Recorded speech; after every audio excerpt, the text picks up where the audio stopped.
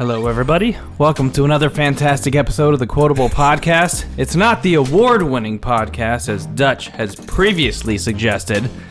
So you say. Well, I don't know. We haven't gotten to that level yet. But in today's episode, we're going to talk about the movie Tag. You may or may not have heard of it, but honestly, it's drastically becoming one of my new favorites. So let's get into it. I actually told you about this movie, that it would be one of your favorite movies. And I know that you watched it with me one time and you fell asleep during it.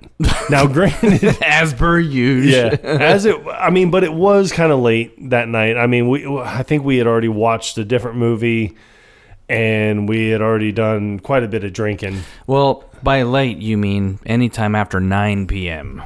for me. Oh, that's a given. Yes. So we are in our 40s. So when we watched it and you fell asleep during it, I was like, oh, okay, but there have been plenty of movies that you and I have watched that I have easily fallen asleep to. I will literally fall asleep to any movie. And if I enjoy the movie, I will fall asleep even harder. So take that as a compliment. Because it just means that the movie makes me comfortable. So this one here, when I first saw it, I thought it was one of the funniest movies I've ever seen in my entire life. You have 5 friends that, it's based on a true story. It's actually based on a true story. And it's more like what the real story is, like 10 or 12 friends. There's quite a few. Yeah, and I don't know if it started out as 5, because in the movie it's 5 friends that have been playing this game for 30 years. I think it was just... But at the end of the movie, they're like, well, let's just start bringing new people in. Yeah, it could have been that, or maybe it was just we couldn't find that many celebrities, or maybe they couldn't create a movie with that many people. Yeah, and make each one as dynamic as the next. Yeah, because that would be a lot to keep up with. Because like with this movie, we're talking about the tippity top of the B list. Yeah, you better believe it. The only really A-lister on there is Jeremy Renner, because he has Marvel backing him. Yeah, because this movie came out in 2018, so he'd already been like Hawkeye for a few years and everything. And there was actually a story that I heard from Annabelle Wallace. She was on... It was either Jimmy Kimmel or Jimmy Fallon, but she was talking about the scene where they go to meet Jerry at AA, and he's trying to get out of this church, but they showed up and like blocked exits, did all of this stuff to where it's they wrap chains around the doors. Yeah, like every potential exit is going to be blocked. They blocked. Yes. So, but he pulls this move where it's like, I'm sure that people out there have done it, especially if you're our age. I know I used to do it quite a bit, but now I'm in my 40s and I can't. Is run up and like step foot on the seat of a chair and then put it on the back and like write it down. Oh God, I used to love doing that. Yeah. Yes. So he does it to a stack of chairs. And Jeremy Renner actually did that stunt, and when he fell, he broke both of his arms. Went to the hospital, got both of his arms cast, and then showed up the next day, and Annabelle Wallace was like, because that's what Avengers do. God damn right they do. When I ever did it, it was one chair. And this stack of chairs, I gotta say it was at least 20. 10 to 20. Yeah, easily. And I don't even know, honestly, I don't even know how they stacked it that high. So the scene, yes! Because he ran up like a flight of stairs or something to get to the top of those chairs. How the fuck did he even get? God bless this man. Exactly. Protect this man at all costs. Not even a snowplow could keep Jeremy Renner down. Fucking A, man. I know. God bless him. So the scene that actually made it into the movie, was this after he broke his arms or before? Annabelle Wallace said it was after, But what's weird is in the movie, he's wearing a short sleeve shirt. So it doesn't look like his arms are broken. Yeah, so, so I don't know if they just took him off after, like, that healed, because apparently that was one of the very first scenes that they filmed. That's bullshit. Because there's so many other scenes where he is being super aggressive and athletic. Yeah. Just for the sake of avoiding being tagged. Yeah. And so, okay, so for those of you who haven't seen the movie, the entire premise is, and honestly, I appreciate the sentiment. The sentiment is people grow old because they stop playing. Exactly. Basically. So it's not you stop playing because you grow old. You grow old because you stop playing. Which I appreciate that sentiment. Because it's like a lot of people don't appreciate their childhood while they're in their childhood. So the people who can actually kind of hold on to what was so great about that, I think it's an amazing thing. I have a teenager and a preteen. He's a dick. And neither one of them. Both of them are dicks. Yeah, both of them are dicks. Neither one of them, though, appreciate the fact that they're kids. No. I mean, I look at it like this. Like, you and I, we're part of Generation X. Yes. Thank God. Yeah. And Generation X, I mean, I read a meme one time that read, Generation X is the only generation that was 30 when we're 10, and now we're almost 50 and we're still 30. Yes. So, you know what? I saw something on Instagram recently that kind of touched on that whole thing. It was, why is it that Gen Xers who are in their 40s look like they're in their 20s, whereas you have these Gen Zers or millennials who are in their 20s that look like they're in their 40s? Because they spend all day in the dark. Yes. I mean, at least as Gen Xers, we get out in the sun a little bit. We get a little bit of vitamin D. I mean, that kind of shit it keeps you young. I mean, I know that a lot of people are like, oh, well, you know, I've seen people that have been in the sun and they look like a leather sofa. Yeah, they look like a leather sofa because they go to tanning beds.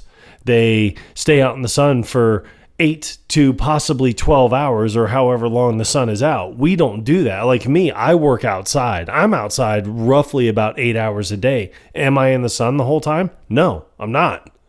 I mean, but if I was to shave off my beard and cut my hair and look respectable, I could easily pass for like 31, 32. I mean, Dutch has a beard.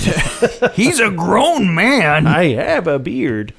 But, I mean, to that point, we have that balance. Like, we both appreciate what we had as children because the internet did not exist for us. Thank God. Until we were like 18, 19, 20. But what I'm really thankful for, I mean, because I think we got internet in my house when I was 18, like right around that time frame. Yeah.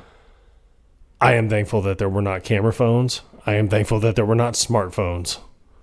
Because now, like, anything in the world is at any 9-year-old that has a cell phone, it's at their fingertips. Any information they need, any information they want, they can find it.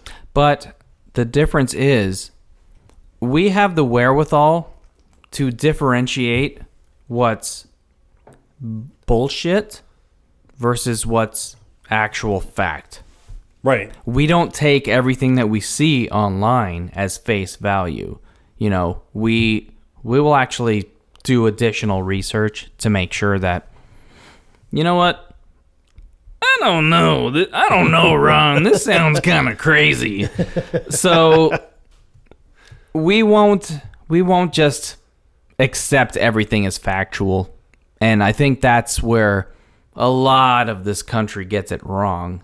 It's like, they'll just go along with what's popular right in the moment instead of, let me dig a little bit deeper. Yeah. And I think that's what's really important here.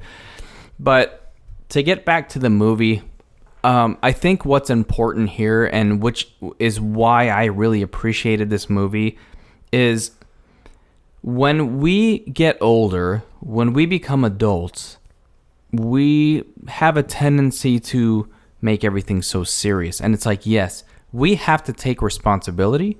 We have to take responsibility for our own actions. If you get married and have a family, you have to be the grown-up. You have to teach your kids how to be responsible. But at the same time, you have to instill the appreciation of having fun.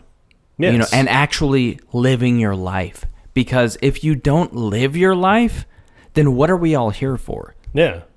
And in all honesty, I mean, I not to diverge off of the movie again, but I mean, I don't want to say had arguments with people before, but it's like, I mean, I have found that in my life, a good majority of my life, especially in my younger years, like I was outside a lot because that's what we did as children. I mean, in this generation, you couldn't be inside. That's where the adults lived. They lived inside. We lived outside. Did we have adult supervision? Absolutely not. Not while we were kids. No. No. We all knew exactly what time we needed to go home because the sun went down, the street lights came on. It's like, well, nope. That's my cue. Yep. I got to get out of here. Mom's going to be mad. It's getting a little bit dark. Yeah. So, that we knew that like it was time to go home. And that was kind of like the universal key. Regardless of where you lived in the United States, we can't speak for what it was like in the rest of the world, but in the US, that was kind of like the universal notification when we were kids in the 80s. Yeah. That, all right, it's time. It's time to go home. But your parents, they understood that kids are going to be stupid. They're going to make mistakes. They're going to fall. They're going to hurt themselves. They're going to skin their knees. They're going to get their shoelaces tied up in their fucking bicycle pedals, but that's part of growing up. Yep. And it's part of learning lessons. And a lot of that does not exist anymore. It's like we coddle. Yes. We're coddling everybody. It's like, well, no, we can't. No, we gotta get rid of the bullies. You stay in your room because we can't trust anybody outside. Well, it's funny because people say, well, we have to get rid of the bullies. We have to get rid of the bullies. Like bullies have never been more prevalent than they are now. No, you're just more aware of it now because of things like the internet. Right. Because that's where bullies show up. Guess what? Bullies have been bullies since the dawn of time. Yeah. There's always going to be a bully somewhere. But, going back to this movie, you have these 5 friends that have played this one game for 30 years. And they only play it during the month of May. Now, they do realize, hey, we have to... eventually, they all realize that they get older. Some of them get married, have kids, other ones go into relationships, and people are going to move to different parts of the country, but yet during the month of May, they sit there and say, this game can bring us back together. I don't understand why they relegated it to the month of May, but I do appreciate the fact that they understood that the rest of the year, we can have normal lives. We can have our regular relationships without feeling like we need to run from one another. Right. And it's kind of interesting how out of the 5 friends, 4 of them seem to be like the ones that stuck together because the one friend, Jerry, who was played by Jeremy Renner, is the one that has never been tagged. Yeah.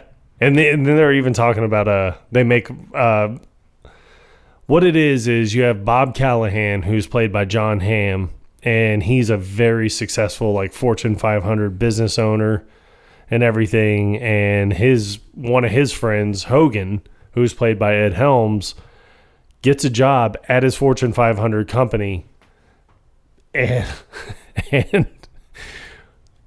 he just gets a job at his Fortune 500 company. I love this. So he can tag him. It's such a funny scene because... And what was it? Little Del Ray Howery or whatever his name is? The stand-up comedian. I can't think. It's Little Howery or Little Del. I think his character's name is Reggie, but he's the one that's interviewing him for this janitorial position. Yeah, and he was like, wait, it says that you run a very successful veterinary service, and he was like, "Yep, I do." You're very overqualified for this position. And then he was like, "But fuck it, I mean, we need someone."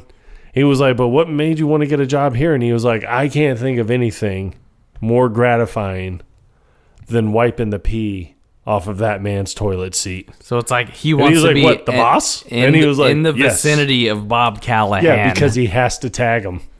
So he's like, well, you know what? Honestly, like, you're really super overqualified here, but we really need this position filled. So it's like, when can you start? And his first act was... He grabs the Coke off of his desk and throws it in the trash, and he's like, "I've already begun." He's like, "What the fuck, man?" He's like, "I ain't even opened that yet." It's an unopened can of Coke that he throws into the trash, and he was trying to make a statement here. Yeah, like, what are you talking about? Like, I'm here to... I'm here to clean shit up. Yep. And then he sits there and he was like, "I ain't even opened that yet." He's like, "Come on." He's like, "Well, if I buy you a new Coke," he's like, "Yeah, you buy me a new Coke, we're good." But it's funny because like he goes to shake his hand. He's like, "No, I don't want to shake your hand." Yeah. He's like, "You buy me a new Coke, we're good." So that was his whole thing. So, but it's funny because like he starts his job and it cuts to it. The way that they edit this is a little bit off because it's like you don't know if it's the same day or if it's like a couple of days later. See, I like to think it's the same day. But it feels like it's the same day. Yeah, but he gets a... fake mustache. Yeah, fake mustache, a wig, glasses. And as he's like pushing this janitorial cart through, you see John Hamm, and he's going to do an interview with Hannibal Wallace, who is a reporter for the Wall Street Journal, about like, how did you become this big CEO of this huge company? And Hoagie makes his way in there with the cart, and he's emptying trash and he's cleaning. He's being so obnoxious. Yes. Like he's making so much noise to the point where like you're annoyed, they're annoyed. Like, when is this going to end? Well, like, this has got to come to a head. What's so funny is John Hamm turns around and he was like, "Sorry, could you just come back later?" And then Hoagie just turns around and he's like, "I don't think so, Bob." And takes the wig off and he was like, "Hogan." He was like, "Shit." He's like, so he gets upset and he was like, "Oh no, I've blocked all your exits, Bob." And he was like, "Oh yeah, you think so? You think I'm a rat in a trap?" So he just picks up the chair, goes to throw it out the window to break the window, but the chair just flies right back into his face and hits him. The entire office is just glass windows. He's like, "Oh, you think I can't get out of my own office?" So he thinks that he can just throw a fucking chair through one of these windows. No, it bounces back and hits him hard. Right in the fucking face. Honestly, that, and then, but when it comes to, afterwards, Annabelle Wallace, her character is just like so hot. Yes, she is. But she's like, forget like the interview about because he was like, "Well, let's reschedule the interview." No, she's like, "No, forget that." She was like, "What is this? Like, what's going on here?" He's like, "Oh, we just been playing a game of tag like since for the grade past school. 30 years, yeah. Yeah, since grade school, and Hogan was it, and he tagged me. Now I'm it." So they're going to get everyone. Well, Hogan has come up with this elaborate story of like, this is Jerry's last year. Like, Jerry's getting married and he's just retiring from tag. So they're like, we have to tag him. He hasn't been tagged in 30 years. So this leads them getting the gang all back together. And Hoagie makes this definitive statement that this is the last year that we can possibly tag Jerry. Right. This is his way of getting everybody back together for one more year. One more hoorah. Yeah, exactly. And we're all going to get Jerry. But you son of a bitch. Just the different scenes where they're gathering up everybody from the childhood. Obviously, they do the flashback. Right. So you get to see everybody as a kid and how it's kind of established, and then you eventually figure out it's like, okay, Jerry, he's the one to get. Yes. And he's the one getting married. But then you got Jake Johnson, Chili, who plays Chili, and he's a bit of a he takes the pot. He's taken some pot in his life. Yeah. Yes, he's taken quite a bit of pot. I like the scene with his dad. Yeah. Where He was like, oh, we're out of pot. And he was like, oh, let me just call my dealer. And then there's a knock on the door. And his dad's like, well, that was fast. Played by the late Brian Dennehy. May you rest, sir. Amen. But then when he answers the door, it's Hoagie's wife. And he's like, oh, hey, Anna. He's like, what are you doing here? And she was like, oh, I was just in the neighborhood. Just going to the library. He was just going to see what you were... And he was like, and he turns around and looks at his dad, and he's like, Dad, what month is it? And he was like, May. But he's able to escape Hoagie. I love that when he's talking to Hoagie, and he was like, he's like, you're never going to tag me. And he was like, there's only one problem. I'm not it. I'm not it. Yeah. And so then you just see him, and he was like, because Hoagie had gone... see Bob. To get Bob, yeah. So it's the two of them there trying to get... so now Bob is it. To get Chili involved. But what's great is he turns around and he's like, fuck, who's it? And then all of a sudden you just hear Callahan and he's like, I am, motherfucker! Tackles his ass. But this entire scene is so great because they're chasing each other through all these different like apartment buildings. Yeah. And like nobody's even mentioning... No. Anything? It's almost as if this is just a normal occurrence. Yeah. Oh, it's just Chili being Chili. Yeah, just Chili and fucking Hoagie. They're just running, chasing each other. Oh my God, Isla Fisher, and this is a debate that we have going on. We don't know if it's Isla. It's spelled Isla, but we don't know if it's pronounced Isla or Isla Fisher. But you'll definitely recognize her, especially if you've seen Wedding Crashers. Yeah, and she, I mean, even in this too, and Chili makes a thing or a statement where he's like, "Dude, you got to stop bringing your wife into this, man. She's just far too intense, too fucking intense." Yeah, but oh my God, it's so fucking funny. It is so hilarious how intense she is because she's not even part of the game, right? Because they made the rules when they were like 9 years old. And one of the first rules was no girls allowed. When you're a fucking boy at 9 years old, you don't want girls to be a part of anything. Exactly. At that girls age have range, cooties. yes, yes. We all know girls carry the cooties. Yes. And there have been no amendments up to this point. Yes. So. But, oh my God, it's such a great fucking scene. It is. Now, one of her later scenes when they have the engagement party for Jerry and his soon-to-be bride, they have until like 5 o'clock, and at 5 o'clock the engagement party's over. So, essentially, the amendment they make is there's going to be no talk of tag at this point. There's going to be nothing like this. And they come up with this huge list while they're going through this wedding and the proceeds that go up to it. So they're like, okay, no, we can't, like, we're not doing this now. All of the people agree to it and they sign off on it. And they're like, okay, well, as soon as the engagement party ends, they go out onto the golf course and they're all running around trying to get Jerry. Well, little does anyone know that Jerry got there early that morning, set up booby traps.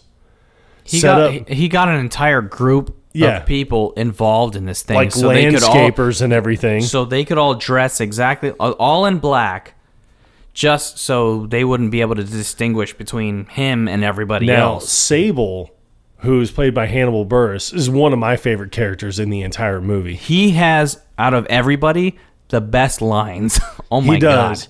I mean, when he's talking, like when they're in the woods, like when they go out in the woods at the golf course, and Jerry starts playing Crazy Train by Ozzy Osbourne. But it's just funny because you just see Sable and he was like, oh, this is psychological warfare. At this point, he was like, oh, man. Like, well, Ed Helms gets in a trap. Jake Johnson gets hit by a log, so he's out. Hoagie's up in a like a net suspended from a tree, and he's gone through all these elaborate. But it's funny because Hoagie's sitting there and he was like, Sable, I'm out. It's like, just tag me. He's like, I can see Jerry. He's 200 yards to the east. And, so Sable tags Hogan. So now Sable's it. Well, when he goes running off, he's like, Sable. He's like, to the east, that way. So Sable is running around and thinks that he sees Jerry. And he comes up and he hits him on the back and he was like, ha ha. He's like, gotcha. And the guy turns around and he was like, Dolo es de muertes. And he's like, it's just some Mexican landscaper that Jerry hired earlier in the day. And he's just like, Well, Jerry throws a towel around his face that's with just soaked in chloroform, knocks him out. But when he wakes up in an Uber and he's just like, he's like, what? And he was like, you know what? I don't even want to play anymore. He's like, here. So he tags Hogan. He was like, you're it. I'm not doing this. But one of his other favorite lines, or one of my favorite lines in the entire movie, I have two. It's probably the same one that I'm thinking of. It's two that Hannibal Buress has, and they were my favorite lines. And this is...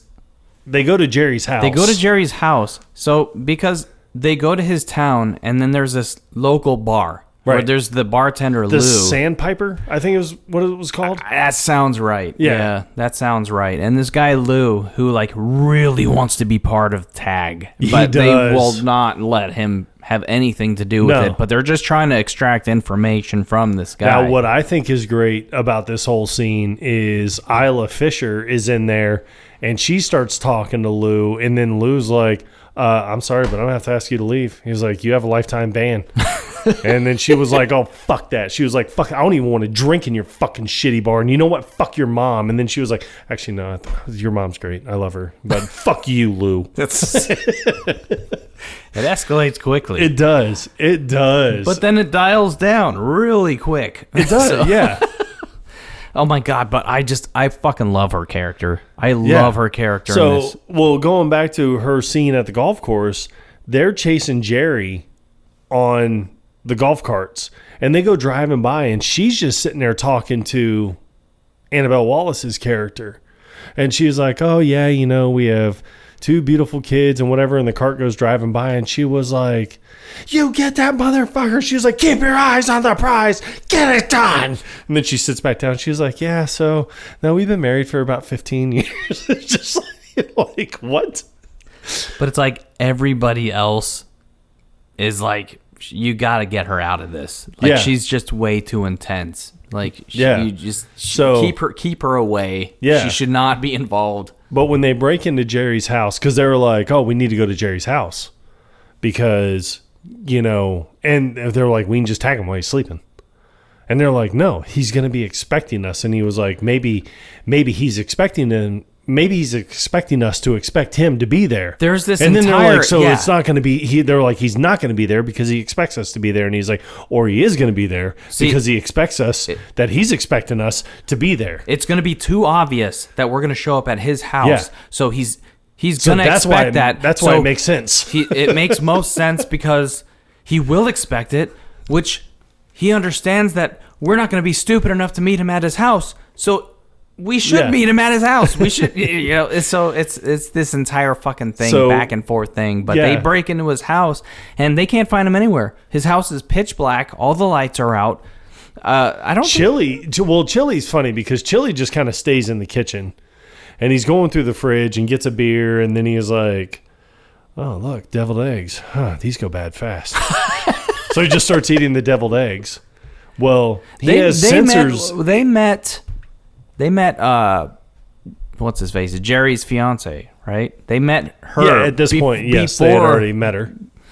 And they have to have this mutual understanding. It's like, okay, well, we didn't invite you to the wedding to be part of the wedding party because it's like we expected you to do this. Yes. Especially the fact that it's in the month of May.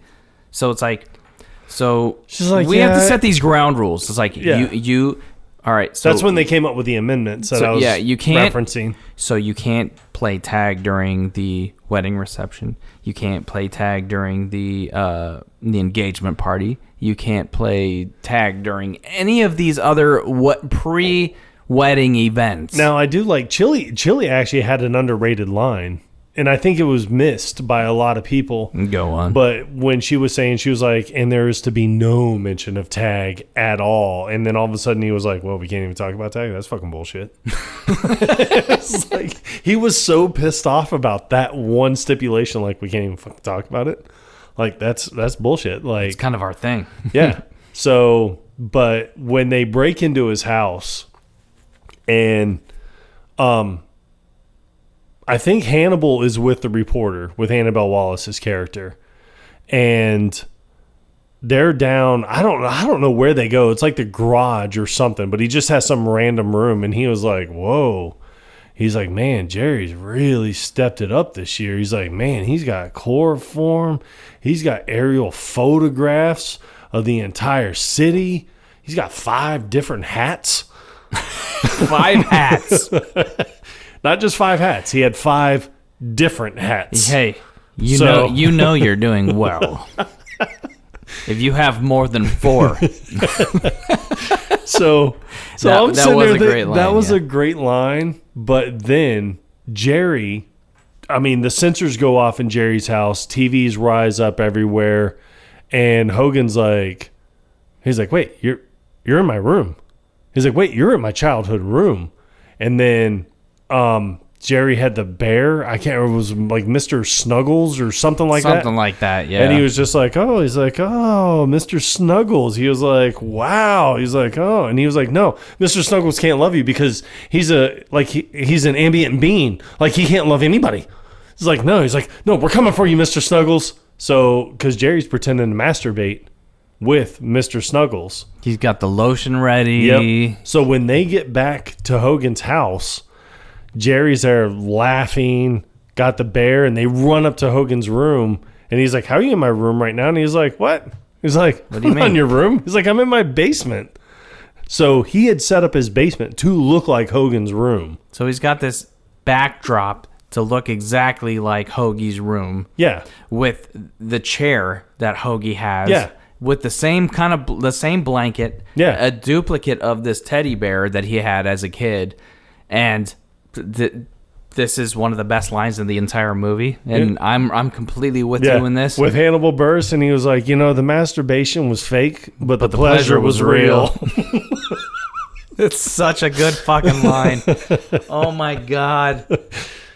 So that line, but then they start all talking about their childhood and how this game started and where it is from there. And then they were talking about there was one year where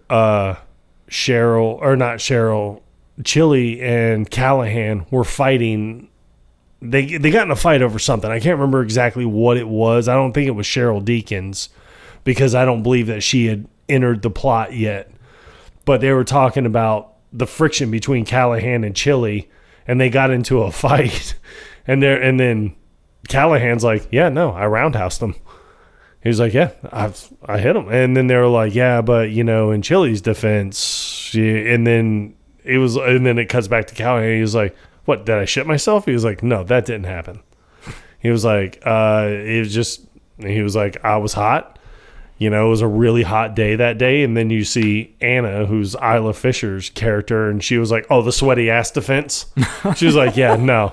But then you see Bob, and he was like, well, you have fact checkers, right? You can prove that was probably the hottest day in October ever recorded. And she was like, yeah, we can look into that. He was like, good, because I want to get my side of the story straight. He's like, I didn't shit myself. Yeah. But, eventually Cheryl, who's played by Rashida Jones, yes, she is the factor. She between Chili and Bob. Yes. It's like, so she kind of went back and forth between the two of them. Yeah, at first she was into Callahan, and then... No, at first she was into Chili. I think she was into Chili first. She was into Chili first, and then she went to Callahan, and then she went back to Chili. But then when... I mean, it's kind of a dick move by Chili, but when they see her at the engagement party, and he was like, oh, how's your husband? Still whatever. And she was like, oh, he's dead. And he was like, oh, awesome. Yeah. This whole conversation, takes a turn for the worse. Yeah. But Chili tries to backtrack. It's like, oh, well, no, I'm very sorry. Yeah, sorry about that, but you know, lost, but like awesome. Yeah, but it's pretty cool that he's gone. It's like, well, God, what an asshole. But you know, she admits that they were separated before he passed away. And he's like, oh, so cool. So that makes it even better. Yeah. That justifies his excitement. But they have, you know, Bob is, you know, kind of in the background, and they're trying to figure out, all right, what do you think they're talking about? And there's that whole dialogue. It's like they're trying to figure out, like, what they're saying. It's like, oh, yeah, I remember when we were kids. And and then Jerry chimes in. He's like, oh, Chili. Oh, Chili. He's like, you're such a better lover than Bob. Like, you're so caring, so gentle, and you're not a premature ejaculator. Oh, Chili. But I do like the flashbacks that they have. It's like they're sitting on the swing set. Like, yeah, I'm trying to remember who did she jerk off? Well, at first she's with Chili on the swing set, and you see Bob looking, and they just like kind of do like the little kiss real quick, and then you see Chili at the fence, and she's on the swing set with Bob, and they do a little bit longer of a kiss, and shows Chili crying. And then I think it was Sable who was saying, he was like, but her heart was always with Chili. So it shows them older, and she's jerking Chili off while Callahan's watching from the fence. Yeah, and it's kind of funny, like, the conversation that they have, like, in present time, because Chili has not really made much of himself. No, He's big into the pots. Yes. And I think he just recently got fired from his job, and there's no telling. He's unemployed, and for some reason, she's into that. She's like, oh my God, are you trying to turn me on? Or But, so there's this whole dynamic, and it's like both of them are still competing for her affection. And everything. Well, what's great is the lies that you have floating around about Chili and Callahan. Chili gets like fucking hit dead square on in the chest by a log in the woods when Jerry set all those traps at the golf course.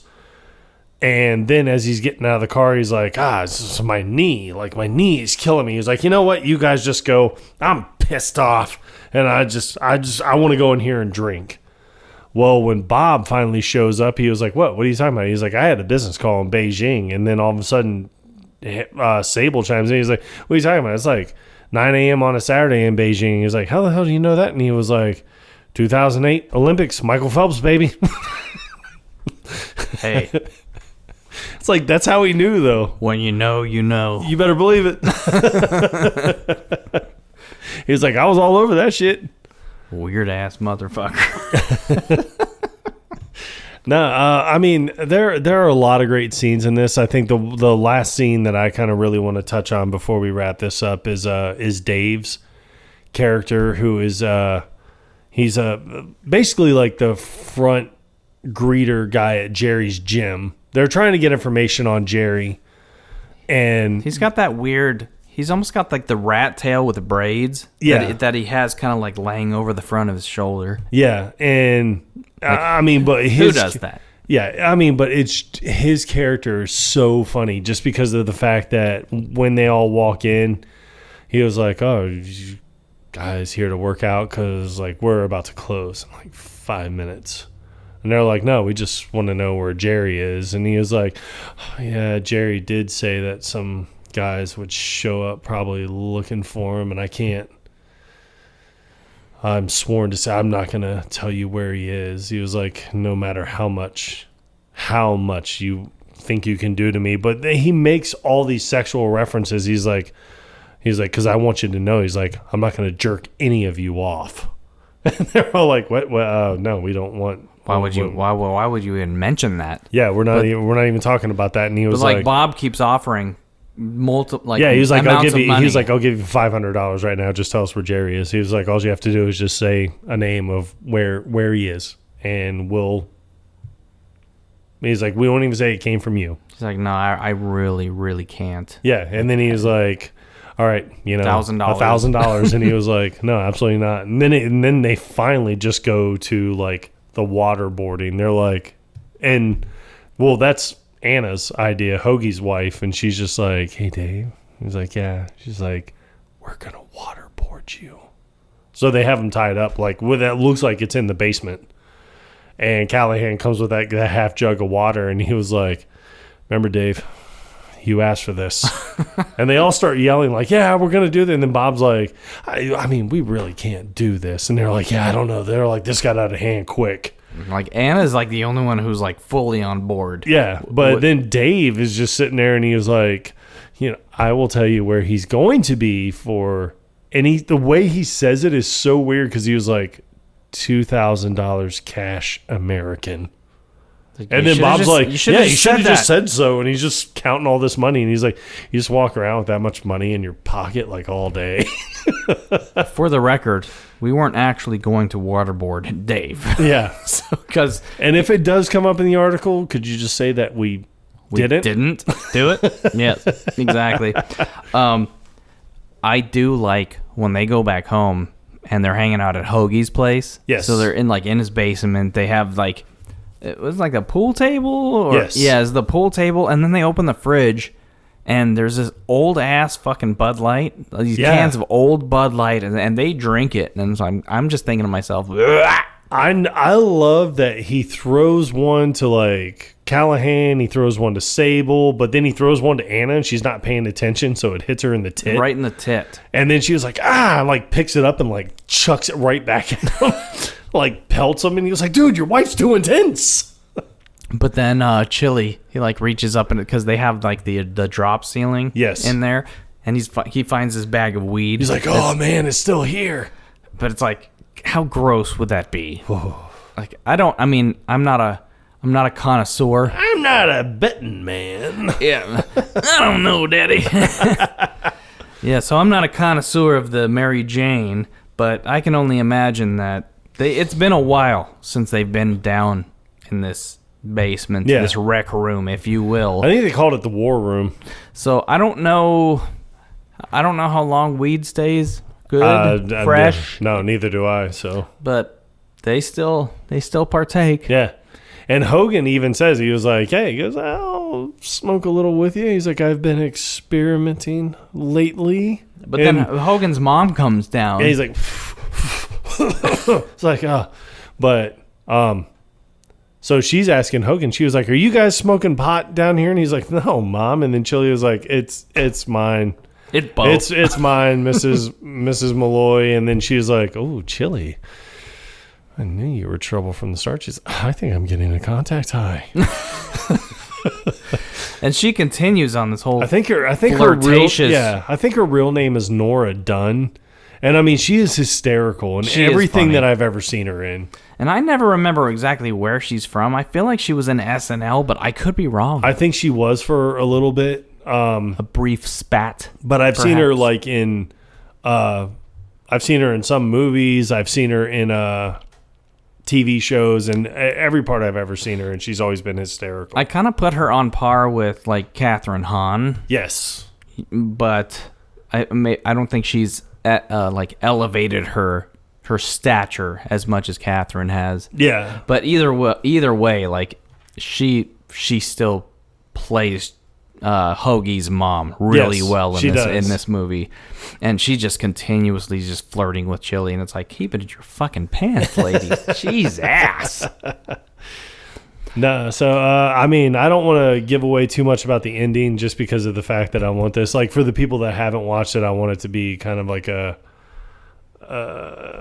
it's like a heartfelt line behind it. It's still a fairly new movie, and a lot of people probably still have not seen this, but we really wanted to, do our due diligence and pay our respect to what this movie really represents, and that's just like holding on to the things in your life that really matter. Yes.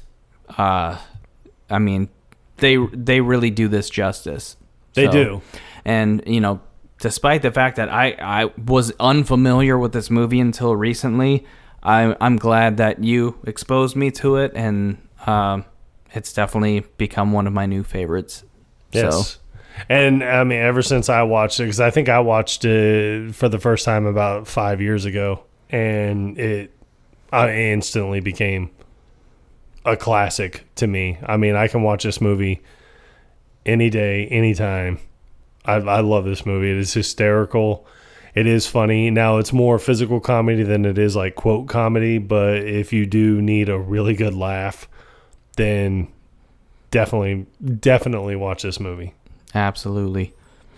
So, I mean, yeah. I mean, what else can we say? It's a good one. Yes. Whenever you get a chance. I don't think it's streaming anywhere for free. I couldn't find it anywhere. I mean, I just happened to own the DVD. So, yeah. So, well, if you're willing to pay the price, I'm sure you can find it for rent on Prime, but definitely worth the money. It is. And I think it was for rent on like YouTube TV or Prime or something like that. And it was like $3.99. So, I mean, yeah, pay the $4. I mean, trust me, you will not be sorry. Yeah. So, with that being said, I think what I'm going to make we always say poll question. It's not really a poll question, because poll question would kind of allude to, it's like, okay, yes or no. It's like, no. So, I'm going to pose a question for this episode. What was your go-to game that you used to play as a kid? Like, what was the most memorable thing that you remember from your childhood playing with your friends? And so if you listen to us on Spotify, you'll be able to answer our question there.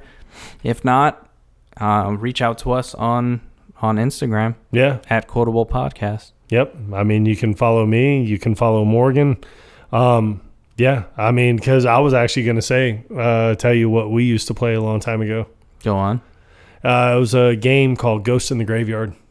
Nice. Yeah, and basically what it is, it's like hide and seek. But in hide and seek, you have one person that's it, and everybody else hides. Well, in Ghost in the Graveyard, the one that's it is the one that hides. And the people, like everybody else, goes out and looks for this one person. Awesome. Yeah. That's all right. For me, we used to play like Flashlight Wars. And oh, yeah. So we used to play it in my friend's house when I still lived in California. So whoever was it, no, I think everybody else had the flashlight. I don't remember exactly. I'm old. I'm fucking old as shit. Well, hopefully some of your friends from Cali are still listening. They can tell you, be like, look, this is exactly how we played the game. Yeah. It wasn't even called Flashlight Wars. Yeah. So it was called Bang Bang. You're dead. Bang bang. Kiss kiss bang bang.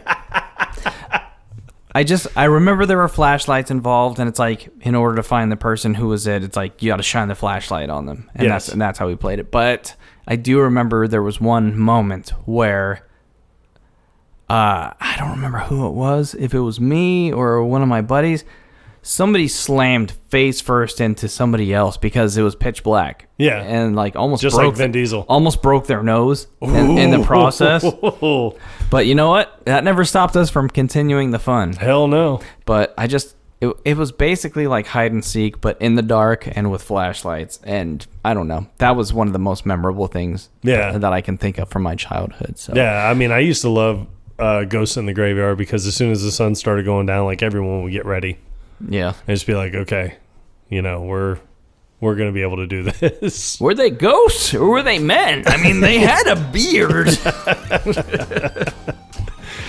All right, well, this was a fun one. Even though we didn't touch on every single scene, we definitely think that you're going to appreciate this movie. So whenever you get the chance to watch Tag, definitely look it up. But thank you, as always, for your ongoing support. And until next time. Quotable Podcast. Out. Man, 5 different hats.